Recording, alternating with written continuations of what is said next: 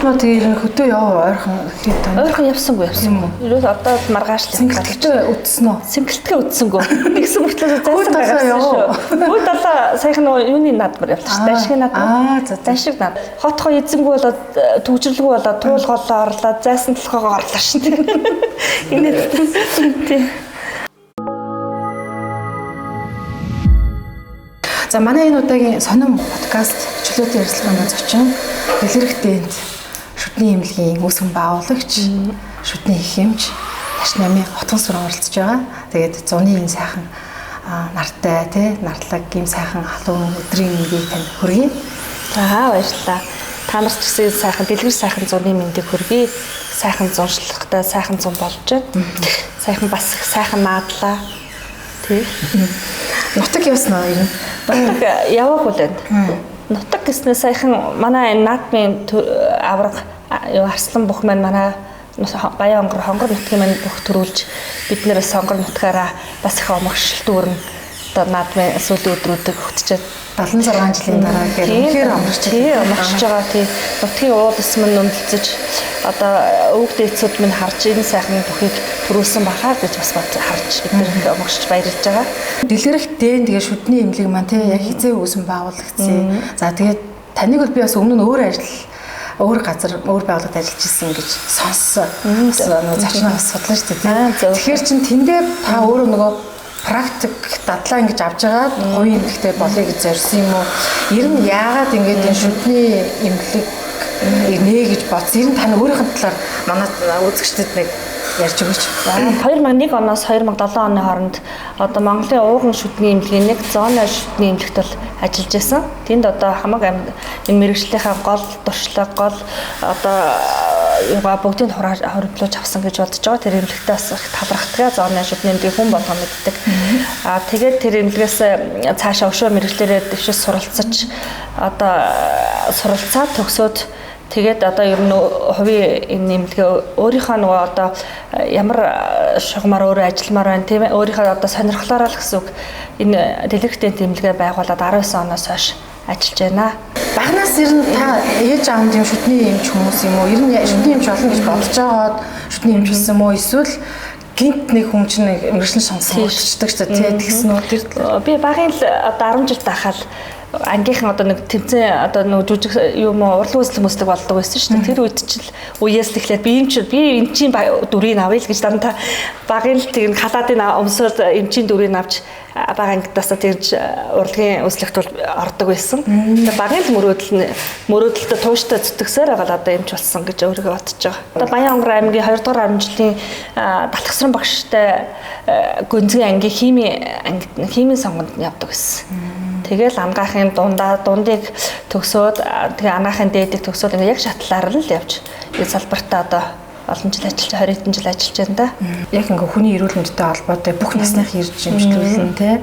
Тэгээ зүгээр нөхсөнд угаагаад гаргачихгүй штэ. Ингээ яг нөгөө шүд ирүү нүүр гэл ингээ бүх зүйл нь орж байгаа. Тэгж л одоо нөгөө тоногдох хөрөмж нь их хүнтэй гэл нэг асуудлууд байдаг. Тэгэхээр энэ нэлийн та бодож байгаа шийдсэн нэлийн том зориг гэсэн нь. Тийм бодож байгаа шийдсэн. Тэгээд манай ээж мэл хамгийн их тусалж ирсэн шүү дээ. Ээж нь юу чамд одоо хамгийн чухал бага тоног хөрөмжний ээж нь авч өгье гэл ээж мэн тусалж ирсэн. Хамгийн чухал тоног хөрөмж нь одоо ээжийнх нь авч өгч ирсэн тоног хөрөмж нь юу вэ? Шүдний нэг үзлэгийн машин байна гэдэг. Тэр машин манай ээж минь тэтгэврийн зээл аваад авч өгч байлаа. Надад тэгэж яг доороосоо тэгж босч ирж байсан бэ. Тэгэхэд улсын эмнэлэгт бас би чиглэлтэй эрүүл мэндийн нэгдэлд бас ажиллаж байсан. Гэхдээ бага хугацаанд ажиллаж байсан. Ер нь эмнэлгүүд ажиллаж байгаа эмнэлгүүдээс би илүү бизнес тал гэж харахгүйсаа илүү зүгээр хүний эрүүл мэндэд яг ингээд сайхан одоо эмч хүн гэдэг чинь хүний эрүүл мэндийг эмчлэхийн тулд их сайхан сэтгэлдээ энэрэнгүй нэгөөсөнгөө те ямар ч тэр хүнээс мөнгө бодох тэдэн төрөний төлбөр авандаа гэж бодох юм байхгүй шүү дээ. Яг сайхан энэ хүнийг л эмчилжүүл одоо би нэг гоё болох гээд байгаа юм шиг надад нэг сэтгэл дүүрэн болох гээд байгаа юм шиг тэр зарчмаар барьж тэр туршлагыг л хурааж авсан гэж би бодож байгаа. Хүний төлөө одоо гэгээлэг үсэдэг дандаа зөв сэтгэл зөв юг барьсан учраас л одоо бид нэр ямар ч гэсэн хүмүүс зориод ирдэг гэж боддог. Яа дэлгэрхтэй гэж ярьсан. Нэр өгөхөд нэлээд удсан шүү тий. Тийм дэлгэрхтэй тэгээд нэлээд бодож байгаа одоо юм болго нийл эхлээд одоо их дэлгэрчээвэл их бүх юм сайхан байдаг шүү дээ тийм ээ. Тэг дэлгэрээсээ одоо хүний эрүүл мэндийн сайхан миний үзэл бодлын миний зарчим маань өшөө олон хүнийг эмчлээсээ их дэлгэр дүүрэн байгаасаа л гэж бодож дэлгэрэх шүд гэж нэрлсэн байгаа. Морооны дараах мөг шиг гэдэг шиг аюух олон байгаа. Одоо ингээд орон сууцны хороол дунд булан тойрол шүдний эмнэлэг те. За тэгээ нэг том салбартай эмнэлгүүд ч зөндөө байна. Ингээд жижиг эмнэлгүүд зөндөө. Шүдний эмнэлэг бол үнэхээр олон байгаа. За тэр дунд тань тийм айц байсан уу? Одоо энэ өрсөлдөөн их байх вэж гэдэг юм уу те?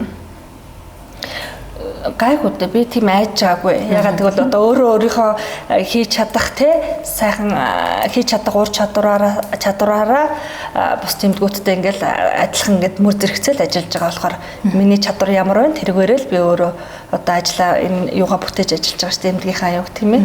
Энэ отгон сүрэн гэдэг юм чинь ямар эмч вэ гэдэг түүнээс асуулаа л да.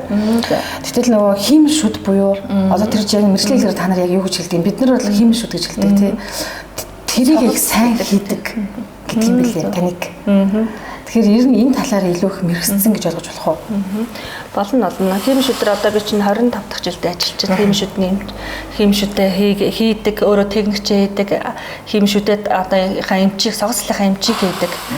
Энэ хувьд бол одоо маш олон хүнд хийлээдээ олон жил олон хүнд химийн шүд хийж өглөө. Одоо химийн шүд хийхэд хамгийн гол юм надад бол техникчийн салбарт бол бид нэр ингээд технологийн дагуу урлаа гаргаад ирдэг. Хамгийн гол юм ер нь аман тааруулалт аягүй чухал байдаг. Ялангуяа авагддаггүй авагдахгүй айл аманд тааруулалт бол маш чухал байдгийг л би одоо олон жилийн туршлагаас бол хурааж хөндлөж авсан болохоор хүмүүс гайгүй сайн хамгаалтай байгаа юм болов уу гэж бодож шít. Тий. Тэгэхээр одоо хүний амны хэмжээ тэгээд нөгөө хүний чинь нас ахихаар бас хөшрөлт нөгөө өөр идэг гэдэг байна шүү дээ. Хэмжээ нь ингээ өөр хөшрөлдөг гэдэг. Тэрэнд тааруулна л гэсэн үг үстэй тий. Тэгээ одоо амных шүдний игнийний онцлог тийм ээ. Шүдний ханаралт, налалт, суналт гэдэг олон юмнаас хамаарч хэмжээ шүд хийгддэг байхгүй юу? Тэгэхээр тэр болгонд л одоо тухайн хүнийх өөр хийгддэг юм. Одоо энэ хүнд ийм шүтлбэр гоё таарж шít надад яг иймийг хийгээдэг гэсэн хүмүүс орж ирдэг л дээ. Тэрэнд биш тухайн хүнийхээ онцлогийг аягуулсаа харж яг онцлогт нь тааруулж хийж өгөх юм бол илүү хүндээ эвтэйхэн юм идэж уух. Одоо эн чинь хиймшүүд ганцхан гоо сайхан биш шүү дээ. Юм идэж уух, ярих, хөөрөхтэй маш олон эрүүний үеийг гэдэг маш олон юм шалтгаалдаг учраас яг онцлогт нь тааруулж хийх юм бол илүү эвтэйхэн шүдтэйгээ сайхан ярьж хөөрдөг юм идэж уудаг тийм ээ.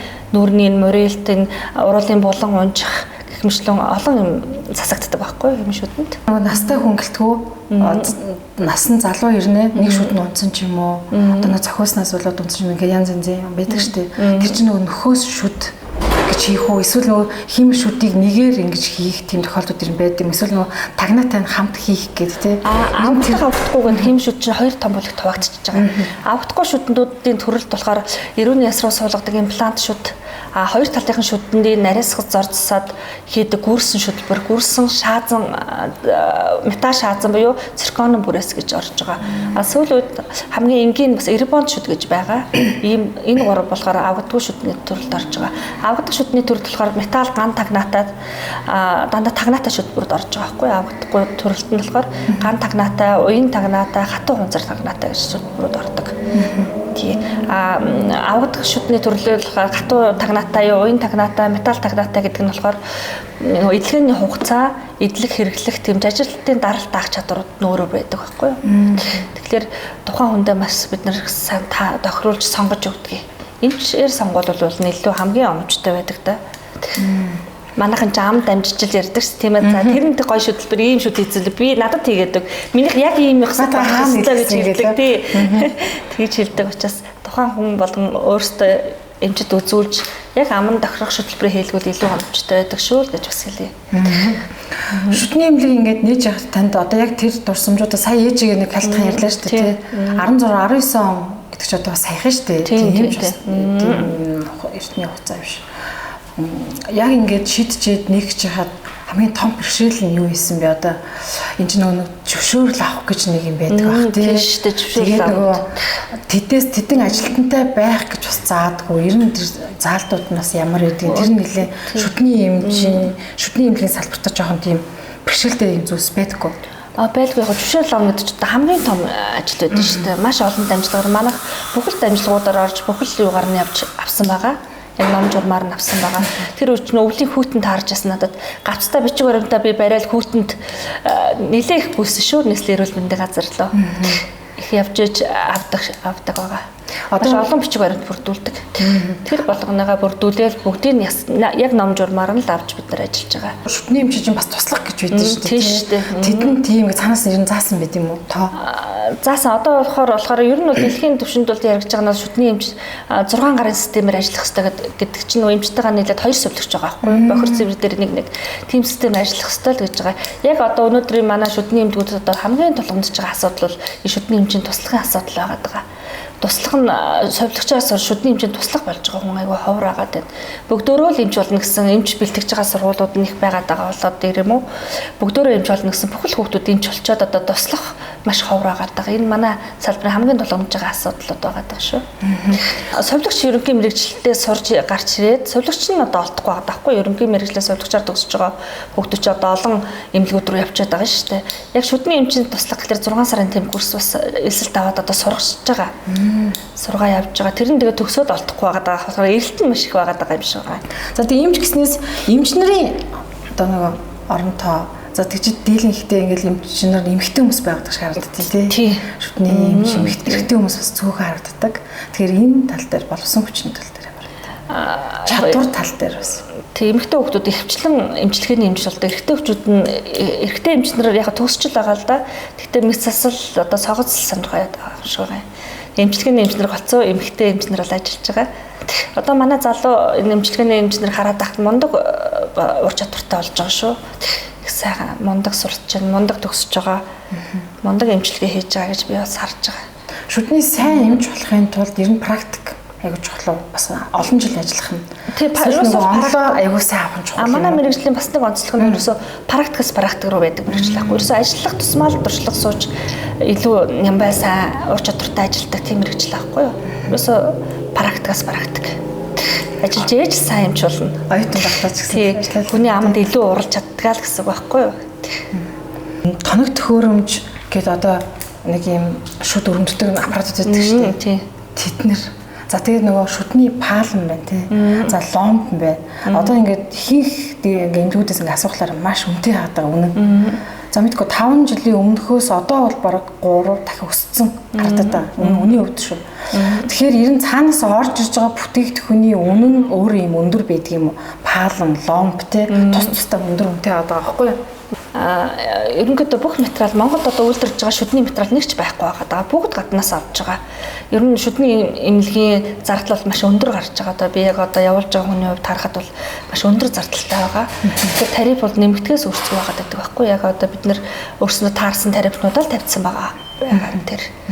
Одоо тухайлбал ломб гэдэг паалн гэж байгаа шүү дээ. Энд чинь аль улсаас илүү их орж ирдэг. Одоо материалууд бол маш өргөн сонголттой орж ирж байгаа шүү. Биднэрт бол Америкийнх байна, Германых, Америкийнх, Японых гэл маш олон төрлийн материалууд хэрэгжилж байгаа. Материалын сонголтын дээр бол ярих юмгүй болсон шүү дээ. Маш сайжирсан, илүү юутай болсон. Сонголттой байгаа. Тоног төхөөрөмжийнхаа гушуунууд гэхтэл аюу үнэтэй байгаа шүү дээ. Зөвхөн нэг гушуу гэтэл 2-300 сая төгрөгийн үнэтэй. Ер нь манай тэгээд энэ ариутгал халдвар хамгааллын уусамлууд маш өндөр бүгд л хүртэг өндөр байгаа. Биднэрт бол их өндөр хүртэгтэй гараад байгаа шүү зардлын хувьд. Тэгэхээр шүд бол яалтчгүй хүнд бас олон байдаг хэрэгтэн те. Нэг шүдээ үзүүлээд дуусгаар ахаад нэг шүдэн цорцсон байж идэг. Тэгэхээр нэг олон хэрэгтэн байдаг учраас юу үзүүлэх юу их байгаа болохоор үзүүлэх шүд мэн их байгаа болохоор зардал өндөр шүдний имлэг үнэтэй гэж бас бодож иж магадгүй. Эрүүл мэндийн сайд бол одоо их ойр хоргос солигдох юм л та. Танай одоо салбарын тэгээд ер нь түүнээсээ шалтгаалаад одоо энэ шүд эрүү нүүр энэ ажиг цэцлийн эмнэлгүүдтэй тий туслах, дэмжих, эрүүл мэндийн даатгалаараа дамжуулж одоо хөнгөлт үзүүлэх гэдэг юм уу. Ийм зүйлс нь хэрэг байдгийг дэмжлэг нь ерөөсөө байхгүй байгаа шүү дээ. Одоо хувийн эмнэлгүүд яг өөрсдийнхөө одоо өөрсдөө дотоодын санхүүжилт дээр л явж байгаа. Бид нар бүгд татвараа төлж байгаа. Улсдаа татвараа төлж байна. Цалингаа түрээсээ төлж байна тий түрээсийн байртай бүгд яг л энэ дотроосоо л ингэж явж байгаа. Бие даасгал ингэ явж байгаа. Улсаас нэгч даатгал нэгч хөнгөлөлт байхгүй байгаа биднэрт. Дэлгэрэнтэй эмнэлэг бол хүүхдийн эрүүл мэнд буюу одоо энэ шүдний асуудал бас нэлээд төлхөө анхаардаг эмнэлгүүдийн нэг гэж тодорхойлдог юм байна лээ. Дэлгэрэнт одоо хүүхдийн нөгөө шүтний өвчлөлийг бууруулахад бас нэлээд олон төсөл хөтөлбөрүүд зарлаж ирсэн. Тэгэхээр энэ дээр нөгөө хүүхдүүд чигсэн ямар арга хэмжээнүүдийг ер нь 25 он гарснаас эхлээд ямар ажлууд хийсэн бол түүнээсээ дурдж болох. За манайх эрүүл хүүхдээ аянд нэгдээд одоо 25 онд гараад 16 дугаар сургууль, Сүхбаатар дүүргийн 16 дугаар сургууль, Сүхбаатар дүүргийн 150 дугаар сургуулиудад хүүхдийн 6 настай хүүхдийн урьдчилан сэргийлэх үзлэг мөн сэлан тавих, эмчилгээ зэрэгдүүл нэлээд 2 сургуулийн хүүхдүүдэд хийгээд дууслаа. Энэ бол санхүүжилт олгоно гэх. Одоо эмчилгээний эрэлт маань маш их байгаа боловч одоо сургуулийн насны хүүхдүүдтэй маш их цоролтой, маш их юутай байна. Эмчилгээ цоорлыг хүндрэлтэй байна. Одоо зуны амралт болоод явцсан дээр ч өвшөөлт сүд нь хүндэрж байгаа шүү дээ, тий. Тэгэхээр зэрэг юуны уусаас бол бид нар тарж байгаа юм бол одоо байхгүй л байгаа даа та. Эрэлт нь их боловч уус харж байгаа юм бол байхгүй байгаа. Аяны хүрээнд бол ингээ үзэхэд бол биднэрт бол яг болж ирлээ. Сургууль дээр маш урьдчилан сэргийлэх үзлэгээ хийгээд дараа нь эмнэлэг дээр ирж хамгаалах одоо байнгын 6 настай хүүхдүүд чинь байнгын 6 дугаараараа дүнгиж цухгаад эхэлсэн үед нь яг тэр насанд нь хамгаалах дүрхлээ эмнэлэг дээр авчиад хийж байгаа. Дараа нь бол эмчилгээнүүдээ хийгээд эхэлж байгаа. Тийм ээ цоорлууд бол омдоод сугийн хүндэрсэн эмчилгээнүүд үзээд саяны 5 шууд үзэхийг арга хэмжээ бол маш эмнэлэг дээр бол хийхэд бүрэн боломжтой байсан. Газар одоо бид нар төсөв санхүүгийн хувьд бол одоо ингээд юу хагаад санхүү шийдэгдэхгүй байгаа учраас одоо ингээл зогсоод байж байна да. Юу сангийн алба дээр тодтогдол хийгдэхгүй учраас байгаад байна шүү л гэж хэлээд байгаа. Тэгээс одоо бол эрэлт нь бол үнэхээр байгаад байна те. Хүүхдүүд цоролтой байна, өдөлттэй байна. Одоо зуны амралт гэсэн хөтөө гадаа аялдар явж байгаа хүүхдүүд маань аман цангаал байнга л ундааж ус ууж байгаа шүү дээ те. Тэгээд энэ эрэлт бол маш байгаа учраас одоо яам эрүүл мэндийн яам, сангийн яам гэдэг бүгд тарж үзээд төссөн мөнгөө бас төрийн анхан ч гэсэн бодлогын чанараараа бас ингээд илүү туслуул. Эмнэлгүүд бол ажиллахад бэлэн байна л гэж хэлэх гээд байна. Нэг үзлэх болгонд л бид нэг удаагийн 30 ариу тагсан багаж те нэг удаагийн хэрэгслүүд 20-30 төрлийн юм хэрэглэж бид нар ломб хийж эмчилгээ хийдэг ш нэг удаагийн үзлэгт. Тэр олон жижиг юм хүмүүс нөө харагдахгүй хэрэгэлдэг бид чинь зарим нь яг том юмнуудыг бол материалууд харуулад хийж байгаа. Тэгэхээр маш олон юм хэрэглэж ингэж хийдэг. Нэг ломб бүтдэг шүү дээ. Хүүхдүүд ингээд үтсчихсэн гэдэг чинь тэндээс ингээд бүр 5-6 настай тэгээ 7 настай гэрнээ шүтэн бүрэн араанууд нь айгүй хэцүү болсон тийм хүүхдүүд таарч ирсэн. Яг та өөрөө ингээд хүүхдүүд зөндөө одоо 6 настай хүүхдүүд чинь байнгын насан туршийн 4 араан бол цухагдсан байгаа. Бүгд гарцсан байгаа. Тэрнээ зарим нь эрүүл дээр бид нар хамгаалах лом тавьж байна. А зарим нь бол бүр сугийн цоорлын хүндрэл болцсон. Сугийн эмчилгээнд орох хэмжээнд очсон. Хүүхдүүд бол зөндөө байгаад байна. Тэднийг л одоо даруйхан үзүүлж даруул явахгүй бол насан туршдаа тэр шүд одоо цоорлын хүндрэлээс болж ахуулах тал эрсэл үүсгэхэд бэлэн хүүхдүүд зөндөө байна лээ. Араа хийж ургадаг юм шиг. Гэтэл ерөөсөө нөхний насан туршид ундгуур шүд нь яг аль нь юм бэ? 2 удаа шүтэлдэг хүн. Эхээс төрөөд одоо 4-6 настайд эхний сүн шүд ургадаг. 2.5-аас 3 настайд нь бол сүн шүд бүрэн ургад дуусдаг. 6-аас 12 настайд бол сүн шүд унаад байнгын шүдний шүтэлтүүд эхэлж байгаа. Тэгэл ингээд амьдлалтаа 2 удаа шүтэлдэг байхгүй юу? 6-аас дээш одоо шүтэлж байгаа шүтнүүд бол насан туршийн шүт гэсэн үг шүү дээ. Тэрийг л хайрлах хэрэгтэй байхгүй юу бид нар? Тэгэхээр одоо хүүхдийн сүн шүтийг ялангуяа хүмүүс за дараагийн гоё байнгын шүд нь ясан шүд нь гараад ирчих юм чинь энийг эмшүүлэхгүй байхад болно гэж ээж аав нар ярьдаг ш. Тэр бол болохгүй. Ягаад гэвэл байнгын шүд тэр сүн шүдний цоорлын хүндрэл цоорлоос болж нөө байнгын шүд бас цоорох явдал маш их байдаг байхгүй юу? Тэгэхээр сүн шүдээ илүү эрүүл байлгах юм бол байнгын шүд нь ч гэсэн эрүүл байх үндэс суурь болдог. Цаашлаа тоол боловсруулах хэрэгтэн тий сүн шүд нь одоо цоорлын хүндрэл өгцөн өрөвсцэн байх юм бол цоорлолтоо удаан явах юм бол ходоод бөөр гэмтэх аюултай шүү дээ бөөр зүрх гэх тий тодорхойлолттой бас харилж хүүхдүүдийн шүдийг эрүүл байлгах хэрэгтэй.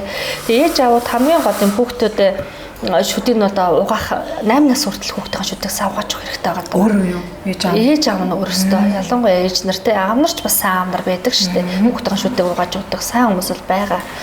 илүү угааж өгвөл 8 нас хүртэл ээж аав нь угааж өгчөөл цаарлын шүд цаарах цаарлын хүндрэлээс бүрэн сэргийлэх боломжтой байдаг. Угаа гэлэх шүү дээ тий. Угаа гэл тий. Тэгэхгүй яг ингээ өөртөө бол угааж өгөх нь хамгийн чухал байдаг шүү дээ тий. Гэхдээ манайх нэг 4 5 хүрэл би өөрөө гэл хүүхд тэгэнгүүтэл за энэ угаачих юм байна гэдээ ээж угаал гэж хэлээд байдаг болохоос яг ингээд өөртөө барьж аваад угаагаад өгдөг тийм ээ. Угаахт нь юу бэлтгэсэн байх хэвээр ээж аав нар яаж угаах хэвээр тэр хүүхдээ угааж байгаа хэлбэр нь яаж угааж ийн гэдгийг хүртэл эхлээд усаа хийгээд угааж ийн оогоо тавиад угааж ийн үү тэр бүр нарийн бол нээж аав нар хянаж ах хэвээр байгаа.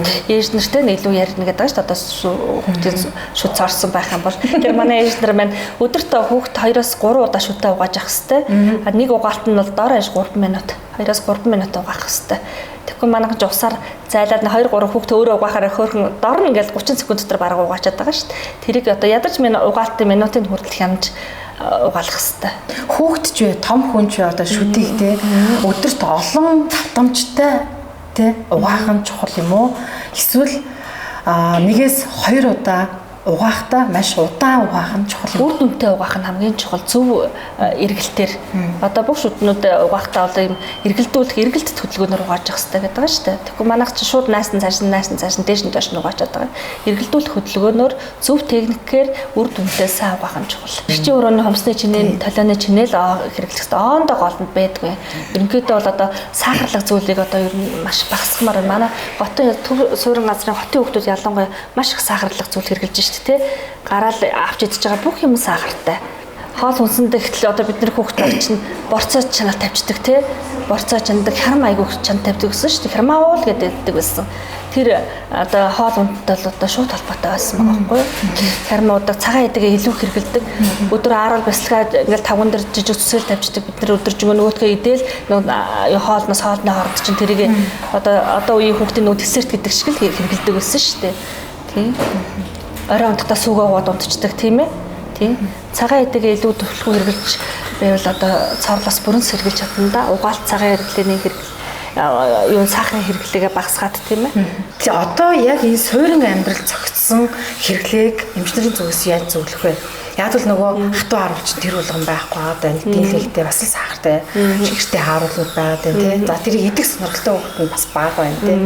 Мал аж ахуйгаа одоо зундаа ядч хүүхдүүдэд малтай айд байлгах ч юм уу тийм ээ. Өвөлдөө яг төв суурмдуугаа бид нэр оруулж ирж шүднийхээ угаалтандаа хянаад зундаа бол ерөөсөө мал аж ахуйгаа хүүхдээ ойрхон байлгах ёстой биш бай. Тэр сойз зөөл үстэй, хатуу үстэй гэдэг. Зарим эмчнэр бол хатуу үстэй сайн гэдэг юм лээ. Зарим нь бол зөөлөн гэдэг. Энэ яг аль нь сайн бэ? Одоо сойзны төр чинь болохоор одоо манай үйлдвэрлэгч нарын хийж байгаа сойз болохоор хаар, софт, медиум гэдэг 3 янз байгаа. Хүүхдийн шүдэнд бол гоцоо софт юм уу, медиум хоёрыг л ашиглах болно. Нэг нь зөөлөн, нэг нь дуун зэрэг гэсэн үг. Ирүү бойлны өрөвсөлгөө шүдний эрүүл хүүхдүүд бол софтыг л хэрэглэж болно. Медиумыг ч бас хэрэглэж болно. Тийм сойзны аль болох жижиг толгойтой сойз хүүхдүүдэд хэрэглүүлж явах хэрэгтэй. Тэгэд насанд нь тохирсон сойз бас байдаг шүү дээ. Насанд битцсэн одоо сүүлийн үед бүр сойзнууд олон төрөлтэй болсон. 6 настай хүүхдүүд гэхтэл үзүүр нь урт байх жишээний те.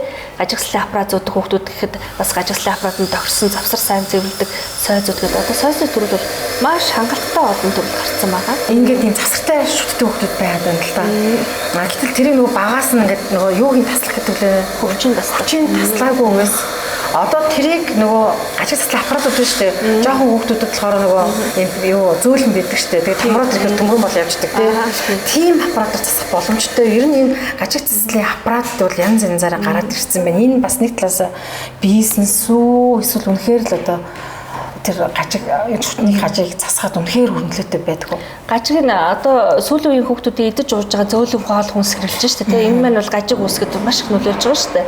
Ямаа жажлахгүй те жажлахгүй шууд идэж уудаг шүтнийхээ ургалтыг нь дэмждэггүй те. Тэгэхээр гажигслын манай салбарын сүүдүүд маш эрчимтэй. Энэ хүүхдүүдийн хоол ундны байдал одоо юунаас болж маш эрчимтэй хөгжиж явж байгаа. Хоолын зай болохоор зэрэг бага насны хүүхдийн сүүн шүтний хооронд зай байдаг шүү дээ. Тэрийг болохоор яг 4-5 настай үед тэр хөвчийг таслуулах мэсэл хийж байгаа.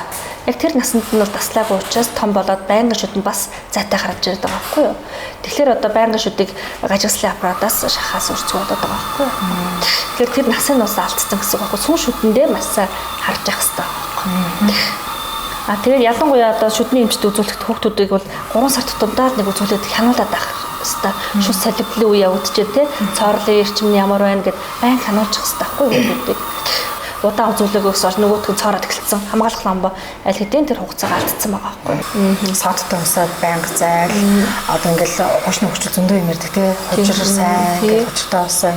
Ер нь ахуйн хүрээндээ байнга одоо ингээл эмнэлэг зорих боломжгүй ч гэдэм юм уу тийм зав заамгүй тийм хүмүүс зориулаад хүүхдийнхаа болоод өөрсдийнхөө гэр бүлийн тий одоо энэ амны хөндийг маш сайхан эрүүл байлгах тал дээр нэг гоё зөвлөгөө өгвөл. Махан хоолоо идчихэл яг нэг 30 минут дотор л ундааж ус сахарлаг хэрэглүүлчих цоор дутх хамаагүй бага байдаг. Одоо тэр үйлдэл тэгжил зөвлөе. Оройн яг хоолны араас махан хоолныхаа яг араас 30 минут дотор л чихэрлэг сахарлаг зүйлд хэрэглүүлчих болно. Тэгэл унтахтаа шүдээ аваад унтахад бол цоорлол өсөхгүй. Бидний өвгдээцүүд болохоор нэг аяхтай байдаг гэсэн шүү дээ. Хүн болгон аяхтай өөрсдөө аягийг муутан тэгээд барай авдаг, аягны альчууртай тий. Тэр хувийн гэр бүл дотор одоо тийм юугаа бас аягаан тустай гадагшаа явахтаа ч гэсэн нэг аягандаа хийгээд авдаг. Тэр өв боломжтой маань бас биднийг янз бүрийн ходоодны өвчин, шүдний өвчлөөс бас сэргийлж ирсэн юм болов уу гэж бас би боддог шүү. Хүүхдүүд биш томчууд ч гэсэн одоо бахаа ингээд шууд нөгөө чамчд дээл те машин дэжлээд байгаа те тэгэл нөгөө ихсэрдэж уугаал те ерөөс ингээд жажлахгүй тэр нөгөө дөнгөж 30 гараад 40 гараад юм ингээд нөгөө ирүүн ингээд аягүй өнжилт өгөөд тэгээ шүднүүд нь ингээд нөгөө бүх биш учраас аягүй өнжилт өгөөд хөшрөлт өгч яана гэдэг. Энд чинь бас нөгөө гоо сайхан таалбарч байгаа. Маш чухал гоо сайхан шүд ордог. Нүрний энэ хэлбэр одоо мөрөл тийм ингэж чанга ингэж байнгын юм байлгах хэвээр яаж чангалчих хэвээр. Тэгээ жажлах хоол хүнсээ илүү түлхүү идээд махан жажилж идээд тийм ээ. Тэр илүү жажлах тусмаа л ирүүний 30-30 чанга байх байхгүй юу? Жажилж хоол ундаа идэж явах тийм ээ. Зөөдийн машинтсан маха идэлээвэл бид нар нэг 30-30 сулраал ингээд унжаад байх. Хоёр тэгвэл шүдэ ахуулчаад маш хурдан бид нар одоо сар дотроо шүд хийлгэж явах хэрэгтэй. Шүдэ ахуулаад удснаас болж одоо бусад хажуугийн шүднүүд нь наалах, сунах гаднал одоо нүүрний гаднал гэхэд нүүрний энэ хамрын болон унжих, уруулын болон унжих гэл зөндөө олон юм сөрөг талууд гардаг шүү дээ. Тэгэхээр хийм шүдэг маш хурдан хийлгэх хэрэгтэй. Нийтийн унаад те дамаас нэг юунд өндөртдөг хүмүүс байдаг. Тэгэд угаадаг л байх л та мэдээж дээ. Угаадсан хэрнээр өндөртдөг. Тэр ер нь шүдний тэр эрүүл ахуйгаа маш муу сахдаг хүний шинж юм уу? Эсвэл өөр бусад идэвхтэй холбоотой. Аль аль нь л байгаа.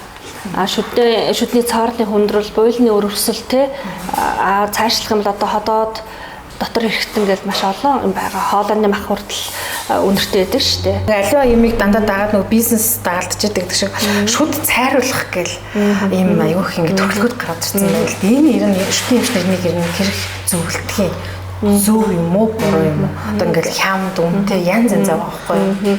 Шүдний цайруултын талаар болохоор бас яг яригсан юм та асуучлаа. Цайруулт болохоор зэрэг юм да. Одоо бид нэр өсчин төвөө байж байгаа л үсээ орж янзлуулдаг, хумсаа байж байгаа л маникюртыг муу голчхоонд орж янзлуулдаг шүү дээ. Яг тэрнтэй адилхан шүдэ байж байгаа л цайруулт хийлгэж явах хэрэгтэй. Хамгийн хоргоо, хамгийн энгийн тийм зүйлүүд шүү дээ. Шүдэнд ямар ч хор нөлөөгүй шүдний гадналын гадаргуу дээр хийгддэг.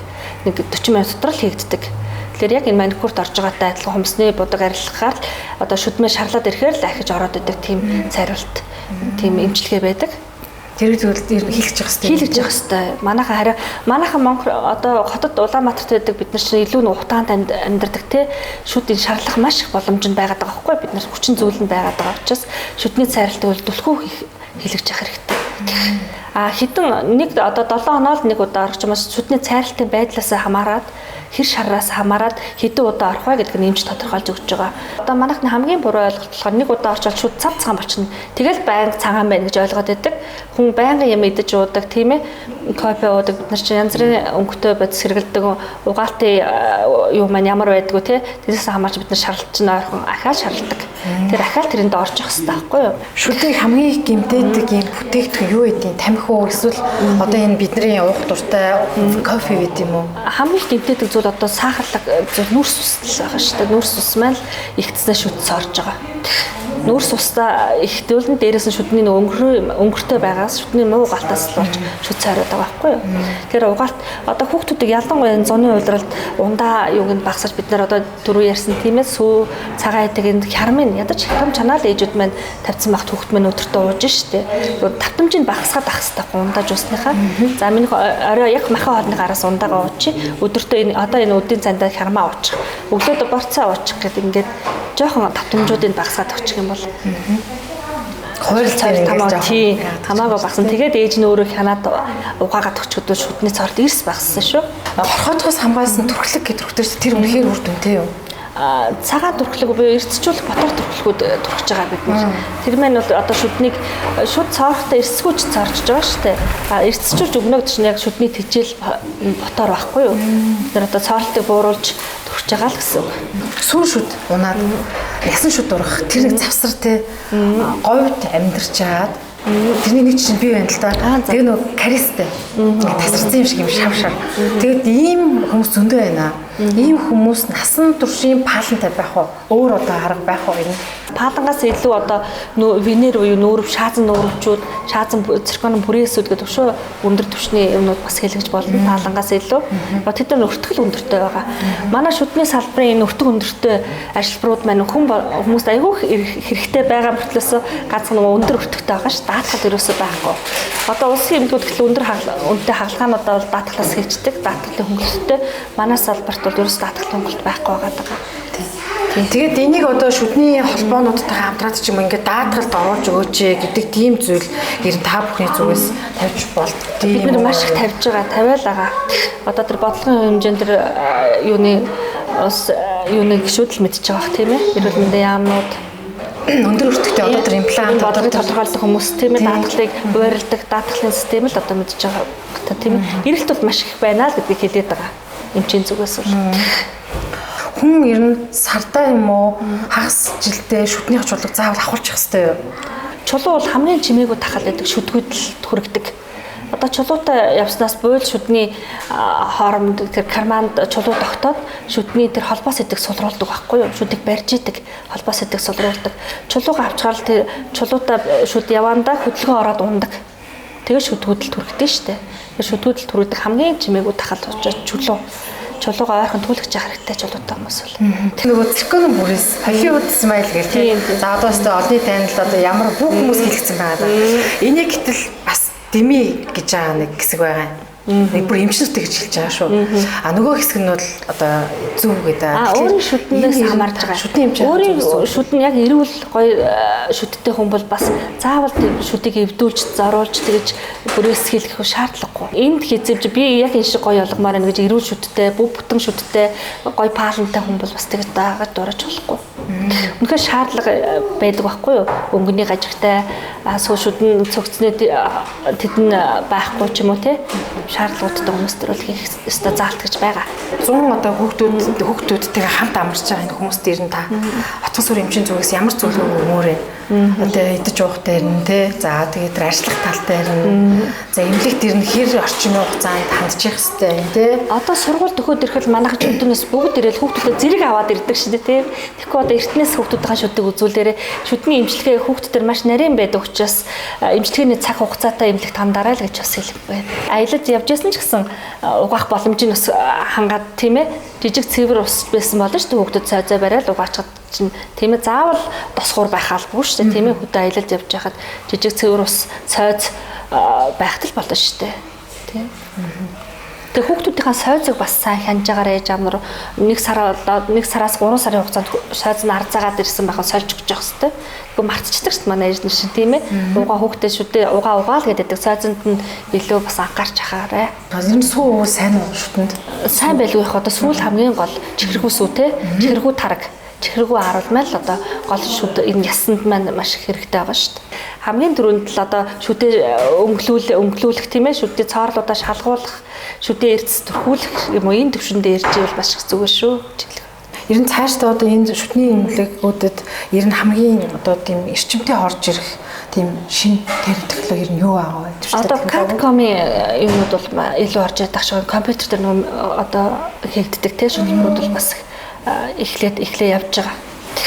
Одоо би нэрээ багш нараа бас дурдж байна. Анагаах ухааны доктор Гандамар багш, Пүрвжа багш, Оюун цэцэг багш гэдэг одоо манай Тасран багш гэдэг мундаг багш нар шав болохоор шавнар бас их олон байгаа. Би өөрөөс тэдний нэг их олон шавнарны олон шинэ технологиуд оруулж ирж бас ажиллаж байгаад бол талархал илэрхийлье гэж бодож байгаа. Ерөнхийдөө манайд чинь улс төр урлаг бүхий салбарын хүмүүсийг би зорж одоо сонь сайхан яриулах тий зордог. Тэгээ чөлөөт ярьслах учраас танаас бас ярьслахаа төгсгөлд сонин гэдэг нэртэйгээ холбоод энэ эрүүл мэндийн салбар за тэгээд эмч хүний зүгээс харж байхад бас нийгмийн үзэгдлүүд те энэ болгонд ингээ харж байхад сонин гэдэг хэлбэр зүйл байдаг уу? Зөв. Бас сонин асуулт байна тийм ээ. За сонин гэхээр юм бас байлгүй яах вэ? Чин нийгэмд янз янзын юм байгаа шүү дээ тий. Одоо манай салбар дээр харагдаж байгаа сонин юм нь болохоор одоо бид нэр тэр хүн үйлчлэгээ хүсч орж ирж байгаа тийм ээ би шүдэ үзүүлтмээр байна гэдээ орж ирж байгаа. Бид нэр тэр ингэж үзэх юм байна ингээд мэрэгжлийн түвшинд бид нар чинь зөвлөгөөр тайлбарлаж байгаа шүү дээ. Ойлгохгүй хүмүүс байдгийг. Ерөөс ойлгохгүй. Ингээд одоо тэдэн удаа таны шүдэг имжлэх хэрэгтэй юм байна. Ингээд эдөө хугацаантай ирэх ёстой тий цаг хугацаагаа ерөөсөө баримталдаг манайх чинь цаг хугацаа гэдгийг энэ хугацаа чухал байгаа шүү энэ шүдний имжлэгээ хийж яагаад гэдгийг ойлгохгүй тийм сайн хүмүүс бас байдаг шүү дээ.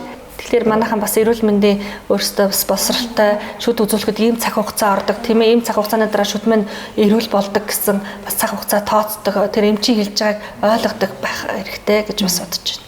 За тэгээд дэлгэрэнтийн тэмлэг маань бол ер нь бас нэг мэдээж тэр технологи бол одоо шинэ дэвшилтэд технологи бол дагна.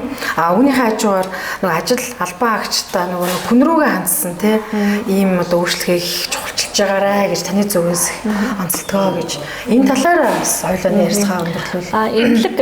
Эмнэлэг одоо эмч хүн байна гэдэг чинь л одоо хамгийн энэрэнгүй байх хэвээр. Одоо энэ хүнийг өвчнөөс салгах юм бол би одоо миний хамгийн одоо чухал ажил маань бүтэж байгаа нь тэр гэж би ойлгодог. Тэ гол одоо зорилго маань бүтэж байгаа энэ хүн маань өвчнгөө болоод эрүүл болоод инээмсэглээд гарахад хамгийн сайхан байдаг шүү дээ. Тэр зарчмаар би одоо энэ дараагийн залуу хүүхдүүдтэй ч гэсэн хэлж явдаг.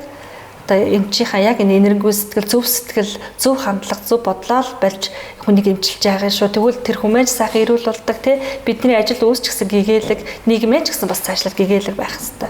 За одоо тэгээд дэлгэрэнтийн тэмлэг маань 2025 онд дуус болоогүй шүү дээ тий. Тэгээд ерөөхдөө энэ ондоо ямар сайхан зорилтуудыг тавьж байна. Та бас энэ олон эмнэлгүүдийг нээлтж явахд бол ямар ч айцгүйгээр нээжсэн гэдэгсэн шүү дээ тий. Тэгэхээр цааш дээр нэмчнэрийн тоог нэмэх энэ үйл ажиллагаагаа өргөжүүлэх те одоо танад одоо ийм шинэлэг мэдээж одоо хүмүүс нөгөө нийгэм хөгжихийн хэрээр л одоо бүх салбар ингээд шин твшилтэд технологиудыг оруулж ирж штэ те тэгэхээр түүнтэй бас хөл дүүцэж алхах гэдэг юм уу цааш дээр нь ийм чиглэл рүү одоо манай төлхөө ингэж анхаарыг гэсэн тийм зорилтуудаас хуваалцаж зорилтууд бол ерөнхийдөө байгаа бид нар ахмадуудаа гэхэд тийм шүдний ашилгааны сурчлагаанууд тийм ээ сургуулийн хүүхдүүд өшөө одоо би нутаг руугаа Баянгор аймаг руугаа бас явж хүүхдүүдийн шүдний үзлэг рүү бас анхаарай гэж бодоод байгаа.